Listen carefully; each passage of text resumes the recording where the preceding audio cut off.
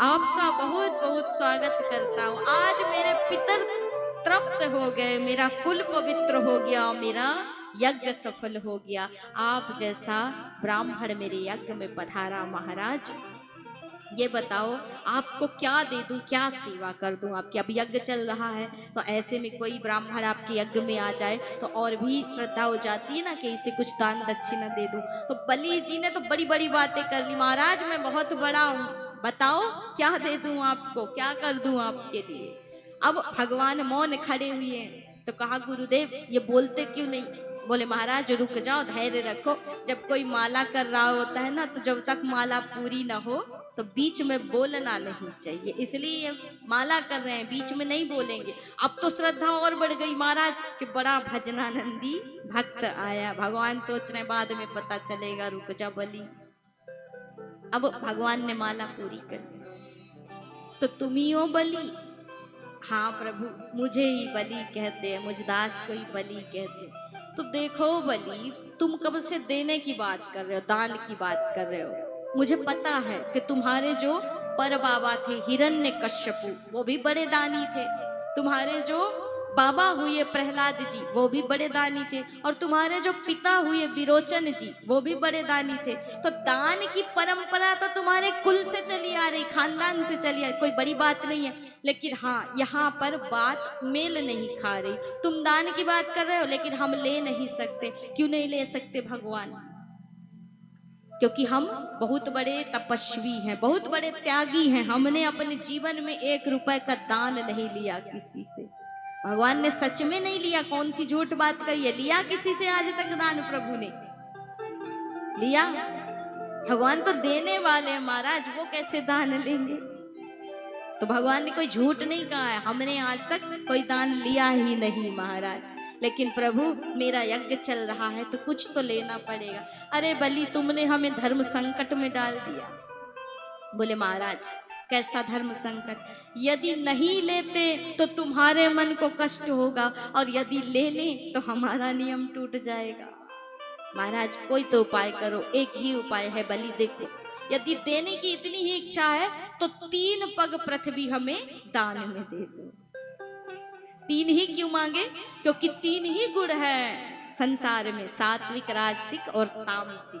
तो तीनों गुणों को मुझे समर्पित कर दे जीव और मेरी शरण में आ जा, मैं तुझे उठा लूंगा, अपने पास बुला लूंगा। इसलिए भगवान ने 3 ही चीजें मांगी। दूसरे शब्द में यदि कहें तो 3 ही चीजें हमारे पास, तन मन और धन महाराज। तो तीनों को मुझे समर्पित कर दे।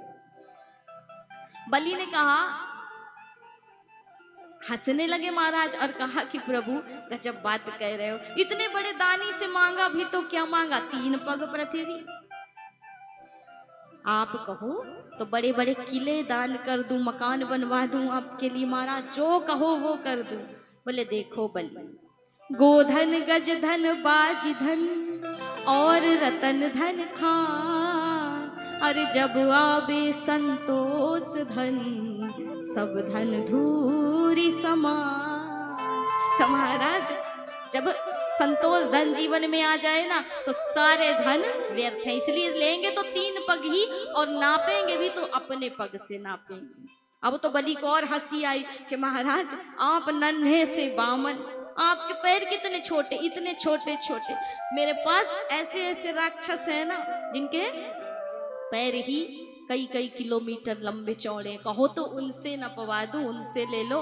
लेकिन भगवान तो जिद में आ गए, मारा लेंगे तो अपने पग से ही लेंगे और 3 पग ही लेंगे। ठीक है प्रभु नाप लो। भगवान ने कहा ऐसे नहीं नापेंगे बलि, तुम्हें पता नहीं क्या, तुम पढ़े नहीं हो कि ब्राह्मण को दान करने से पहले संकल्प किया जाता है। तो हाथ में जल ले लो और पहले संकल्प बोलो। यहाँ पर शुक्राचार्य जी ने कहा कि रुक जाओ राजन, ये संकल्प पर अड़ा हुआ है ये ब्राह्मण, मुझे कुछ गड़बड़ लगता है, तो रुक जाओ पहले मैं देख लूं। देखा तो कहा महाराज थम जाओ, ये कौन है? ये बामन बालक नहीं है, ये ब्राह्मण नहीं है। कौन है? कौन है महाराज? कि इस बैरोचने साक्षात भगवान विष्णु राव्या कश्यपाद खातिर जातो देवानाम कार्य साधिका। महाराज ये कोई और नहीं है, साक्षात नारायण है, जो देवताओं की कार्य सिद्धि के लिए अदिति और कश्यप के यहाँ अवतार लेकर के आया। तो इससे कह दो हमने कोई दानन की बात नहीं की। महाराज कैसी बात कर रहे हो, नन्हा सा ब्राह्मण का बालक, और सोचो 3 घंटे में मनाया, 3 पग के लिए माना, और आप कह रहे हो मना कर दे, ऐसे कैसे संभव है प्रभु। बोले देखो बलि, मेरी बात मान जाओ तुम। बोले महाराज नहीं मानूंगा, मैं देख के ही रहूंगा। तो शुक्राचार्य जी कहते हैं कि बलि तुम कह दो कि मैंने कोई दान की बात की ही नहीं। तो बलि कहते हैं कि प्रभु आप गुरु होकर के झूठ बोलने की सलाह देते हो, मैं झूठ नहीं बोलूंगा। मेरा मानना है कि यदि ये त्रिलोकी नाथ है तो लूट करके ले जाए बलि को। लोग यही कहेंगे कि भगवान भी बलि के दर पर भीख मांगने गए थे। और यदि ये त्रिलोकी नाथ नहीं है, साधारण ब्राह्मण है, तो 3 पग से ज्यादा मापेगा नहीं महाराज। लेकिन बलि जी नहीं माने और संकल्प कर दिया। यहाँ पर शुक्राचार्य जी ने श्राप भी दे दिया था बलि को कि तू मेरी बात नहीं मान रहा, जा लक्ष्मी से वंचित हो जाओ। और उसी का परिणाम है महाराज के अब संकल्प कर लिया और कहा प्रभु जहां से आपको उचित लगे वहां से नाप। भगवान ने कहा नापेंगे, पहले हमें प्रणाम तो करो। जैसे ही प्रणाम किया तो भगवान हो गए करोड़ों अरबों किलोमीटर लंबे चौड़े महाराज। और कहते हैं प्रभु ने एक चरण को नीचे के लोक में रखा और दूसरे चरण को प्रभु ने इतना लंबा किया कि 3 लोक भगवान के एक चरण के नीचे आ गए। और यही भगवान का चरण 3 लोकों को पार करके कहाँ पहुंच गया, ब्रह्मलोक में। और ब्रह्मा जी ने इन्हीं के चरणों को धोया और कमंडलू में भर लिया। और यही कहलाई गंगा महारानी, जो वामन भगवान के ही चरणों से प्रकट हुई है महाराज। भगवान नाप करके आए। क्यों बलि? कहते थे कि हम बहुत बड़े दानी, हमसे बड़ा कोई दानी नहीं। तो ये बताओ अब तुम्हारे साथ क्या किया जाए। जो दान का वचन कर ले, वचन दे दे, संकल्प कर ले और फिर दान पूरा ना करे, ना दे, तो फिर उसकी क्या गति होती है? उसको तो नरक में जाना पड़ता है। गरुड़ को आदेश दिया, पाशों में बांध लिया। बलि ने कहा कि प्रभु बड़ों के सामने बोलना तो उचित नहीं, लेकिन फिर भी एक शब्द पूछना चाहता हूँ, आपसे बोलना चाहता हूँ। ये बताओ कि धन बड़ा कि धन का मालिक बड़ा? भगवान कहते हैं कि बलि तूने तो इस प्रश्न से ही मुझे जीत लिया। धन का मालिक धन से करोड़ों गुना लाखों गुना बड़ा होता है। तो प्रभु अभी तो धन को ही नापा है, मालिक तो आपके सामने है महाराज।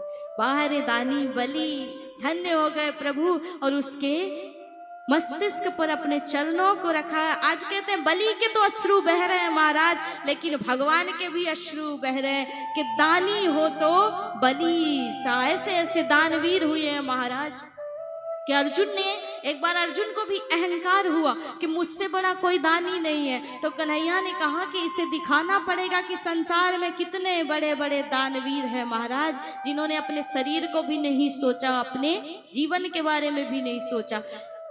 भगवान बन गए साधु और अर्जुन को बनाया अपना चेला और लेकर के कहाँ पहुंचे, राजा मोरध्वज के पास, और कहा कि महाराज मेरा ये चेला है ना, इसे एक रास्ते में जंगल पड़ा, वहां एक इसे शेर ने पकड़ लिया था। अब उस शेर ने कहा कि जब तक तुम किसी राजा का दाहिना भाग ला करके मुझे खाने के लिए नहीं दोगे, जिंदा काट करके दाहिना भाग ला करके यदि राजा का दोगे तभी मैं इसे छोड़ूंगा। तो अब बताओ महाराज मैं क्या करूं? यदि आप दे सको तो मुझ पर इतना उपकार कर दो।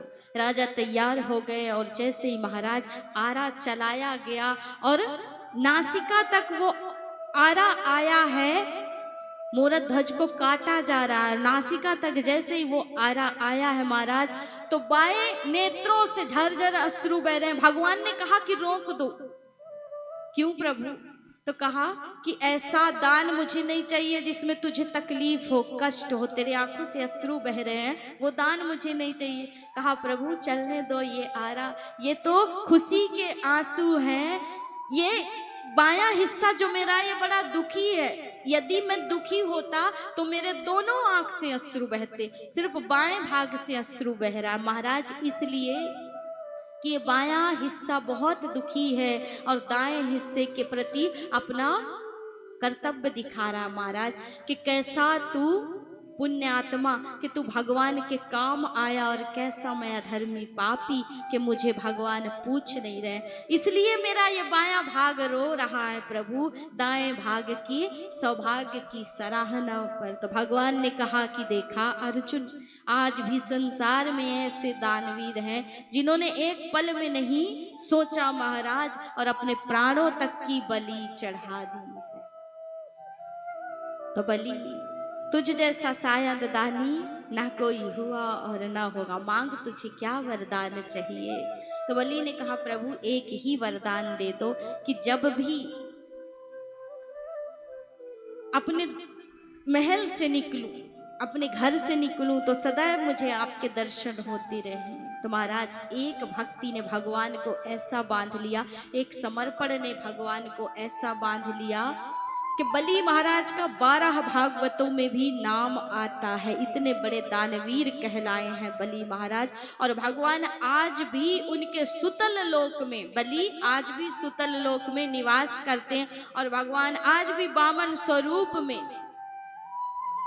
शस्त्र लेकर के वहां पर बलि के द्वारपाल बन करके खड़े हैं महाराज। तो प्रेम ने भगवान को द्वारपाल भी बना दिया है। ऐसी बलि की कथा।